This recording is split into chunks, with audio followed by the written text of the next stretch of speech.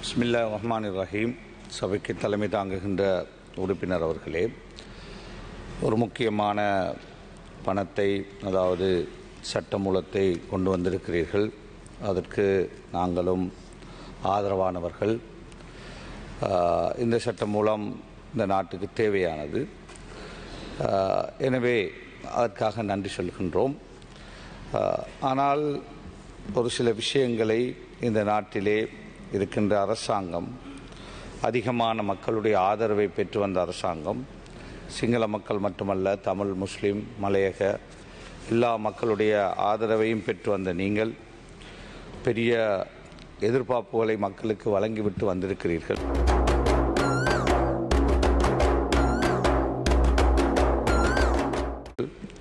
எனவே சொன்ன விடயங்களை அணுவாக மக்கள் நீங்கள் நிறைவேற்றுகிறீர்களா என்று உங்களை கண்காணித்து கொண்டிருக்கிறார்கள் என்பதை முதலிலே மறந்து விடாதீர்கள் என்று உங்களுக்கு நான் சொல்லி வைக்க விரும்புகின்றேன்.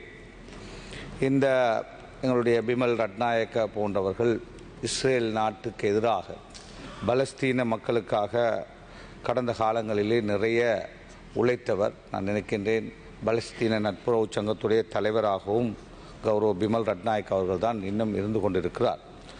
என்றாலும் இந்த அரசாங்கத்துக்கு கீழே அண்மையிலே ஒரு சகோதரர் ருஷ்டி என்கின்ற ஒருவரை கைது செய்து ஒரு பெரிய பேசு பொருளாக இந்த நாட்டிலே இருந்தது. இஸ்ரேலுக்கு எதிராக ஒரு ஸ்டிக்கரை ஒட்டினார் என்பதற்காக கைது செய்யப்பட்டிருந்தார். கைது செய்தது தவறல்ல. அவரை உடனடியாக நீதிமன்றத்திலே சமர்ப்பித்து விஷயங்களை சொல்லி நீதிவானுடைய உத்தரவின் பேரிலே நடவடிக்கைகளை எடுத்திருந்தால் அது தவறாக பேசப்பட்டிருக்க மாட்டாது. ஆனால் பிடிஐக்கு கீழே அவரை கொண்டு போய் போடுகின்ற அளவுக்கு ஒரு பெரிய விஷயமாக ஒரு படித்த பண்புள்ளவர்கள் அல்லது அறிவுள்ளவர்கள் அல்லது இன்டெலிஜென்டானவர்கள் செய்ய மாட்டார்கள். எனவே போலீசார் செய்கின்ற ஒரு கேவலமான செயலாகவே நான் அதை பார்க்கிறேன். அது இந்த அரசாங்கத்துக்கு ஒரு அபகீர்த்தியை ஏற்படுத்தி இருக்கிறது என்று எதிர்காலத்தில் நீங்கள் அறிந்து கொள்வீர்கள். எனவே போலீசாரும் ஒரு யாரை சந்தோஷப்படுத்துவதற்கு இதை செய்தார்களோ எனக்கு தெரியவில்லை. எனவே அவ்வாறான செயல்பாடுகளை நிறுத்த வேண்டும். பிடிஐக்கு எதிராக பேசியவர்களிலே எங்களுடைய கௌரவ அனுரகுமார திசாநாயக்க ஜனாதிபதி அவர்கள் கூட நிறைய தரம் அதற்கு எதிராக பேசியிருக்கிறார். இந்த பிடிஐயின் ஊடாக அநியாயமாக பாதிக்கப்பட்டவர்களில் நானும் ஒருவர். இலங்கை வரலாற்றில் ஒரு பாராளுமன்ற உறுப்பினர் பிடிஐக்கு கீழே கைது செய்யப்பட்டார் என்றால் நானாக மாத்திரம்தான் இருக்கிறேன். எனவே இன்று நான் நிரபராதி, எந்த ஈஸ்டர் சண்டே குண்டு தாக்குதலோடு சம்பந்தம் இல்லை என்று நீதிமன்றத்தால் சொல்லப்பட்ட ஒருவர், விடுவிக்கப்பட்ட ஒருவர். எனவே அதே போல் ஆசாத் சாலி, ஹிஜாஸ் ஹிஸ்புல்லா, அஹ்னாப் ஜசீம், அதே போல் ராசிக், பல சகோதரர்களை இந்த பிடிஐயின் ஊடாக இந்த கொலையை, ஈஸ்டர் தாக்குதலை யாரோ செய்துவிட்டு அதை மறைப்பதற்காக அநியாயமாக பிடிஐ பயன்படுத்தினார்.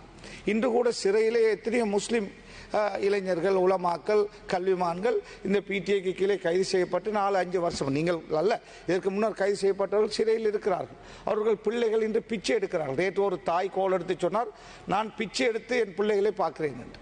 அந்த அளவு இந்த விஷயத்திலே பிடிஐக்கு கீழே கைது செய்யப்பட்டு சிறையில் இருக்கின்ற அநியாயமாக, உங்களுக்கு தெரியும், இன்று இந்த ஈஸ்டர் குண்டு தாக்குதல் என்பது ஒரு பேசு பொருளாக, அதாவது இந்த அரசாங்கத்தின் மீது ஒரு பெரிய நம்பிக்கை வைத்து நீங்கள் உண்மையானவர்களை கண்டுபிடிப்பீர்கள் என்ற நம்பிக்கையோடு மக்கள் வாக்களித்திருக்கிறார்கள். எனவே அவ்வாறு இருக்கின்ற பொழுது அநியாயமாக சில கிளாஸுக்கு போனார்கள், அங்கு போனார்கள், இங்கு போனார்கள் என்ற காரணத்தால் கைது செய்யப்பட்டவர்கள் இன்னும் அவர்கள் விடுவிக்கப்படாமல் இருப்பதனால் அவர்கள் பல ஆண்டுகளாக வழக்கு பேசுவதற்கு இன்று காலம் லோயரை பிடிப்பதாக இருந்தால் 10 லட்சம் 20 லட்சம் தேவை. அவர்கள் இன்று அன்றாட சாப்பிட முடியாமல் இருக்கின்ற பொழுது அவர்களால் பேச முடியாத ஒரு துர்ப்பாக்கி நிலையில் இருக்கிறார்கள்.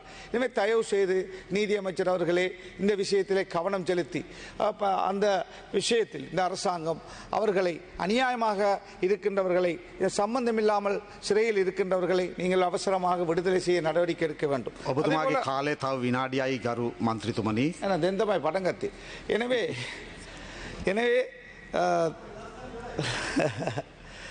நான் என்ன சொல்ல வருகிறேன் என்று சொன்னால், இந்த ஹிஜாஸ் ஹிஸ்புல்லாவுடைய வழக்கு இன்னும் அவர் ஒரு பிரபலமான சட்டத்தரணி. அவருடைய வழக்கு ஹிஜாஸ் ஹிஸ்புல்லாவுடைய வழக்கு இன்னும் அவர் விடுதலை, அதாவது அந்த வழக்கு முடித்து வைக்கப்படவில்லை. இவ்வாறு நீதி, அதாவது ஏஜி டிபார்ட்மெண்ட் பஸ்ஸிலே மக்களை நான் புத்தளத்திலிருந்து அகதிகளை ஓட்டு போடுவதற்காக 5 வருஷத்துக்கு முன்னர் கூட்டி போனேன் என்று என்னை கொண்டு போய் தேடி தேடி அலைந்தார்கள். நான் எனக்கு உதவி செய்தேன் என்று ஒரு டாக்டரை, 3 இன்ஜினியர் போன்றவர்களை அநியாயமாக கைது செய்து என்னை நிரபராதி என்று நீதிமன்றம் விடுவித்த அந்த வழக்கிலே எனக்கு உதவி செய்தார்கள் என்ற நீதிமன்ற வழக்கு இன்னும் 5 வருஷமாக அவர்கள் கூடுகளிலே ஏறி இறங்குகிறார்கள். உண்மையிலே அவர்கள் என்னை ஒழித்து வைக்கவும் இல்லை, அதுக்கு சம்பந்தமும் இல்லை, நான் அங்கு இருக்கவும் இல்லை. ஆனால் அவ்வாறு அவர்களை அந்த வழக்கு இன்னும் முடித்து வைக்கப்படாமல் அந்த மாதிரியான நிலை இருக்கிறது. எனவே ஏஜி டிபார்ட்மெண்ட்டிலே இவ்வாறான வழக்குகளை கிடப்பிலே போடாமல் அநியாயமாக நீதிமன்றத்திலே ஏறி இறக்குகின்ற அந்த நிலையை மாற்றி அவசரமாக இவர்களை விடுவிக்க நடவடிக்கை எடுக்க வேண்டும் என்று நாங்கள் வேண்டுகோள் விடுக்கின்றோம். அதே போல இஸ்ரேலுடைய இலங்கைக்கான வருகை, அதை நீங்கள் சாதாரணமாக நினைக்காதீர்கள். இவ்வாறு தான் காசாவுக்கு, பலஸ்தீனத்துக்கு இஸ்ரேலர்கள் வந்து இன்று அவர்களை அழித்து ஒவ்வொரு நாளும் உயிர்கள் அழித்து கொண்டிருக்கிறது. அவர்கள் அழிந்து கொண்டிருக்கிறார்கள். பச்சிலம் பாலர்கள் அழிந்து கொண்டிருக்கிறார்கள். ரமலான் மாதத்திலே நோன்போடு உயிர்கள் அளிக்கப்பட்டுக் கொண்டிருந்தது. அதே போல பெருநாள் தினத்திலே உயிரை அளிக்கிறார்கள். டாக்டர்களை கொள்ளுகிறார்கள், ஊடகவியலாளர்களை கொள்ளுகிறார்கள். கேட்க பார்க்க யாரும் இல்லை. ஐநா சபை இன்று கண்ணை மூடிக்கொண்டிருக்கிறது. அமெரிக்காவுடைய அடாவடித்தனமும் நெட்டன்யாவுடைய அடாவடித்தனத்தையும் கேட்க பார்க்க யாரும் இல்லாத ஒரு துர்ப்பாக்கிய நிலையிலே அந்த நாடு இருக்கிறது.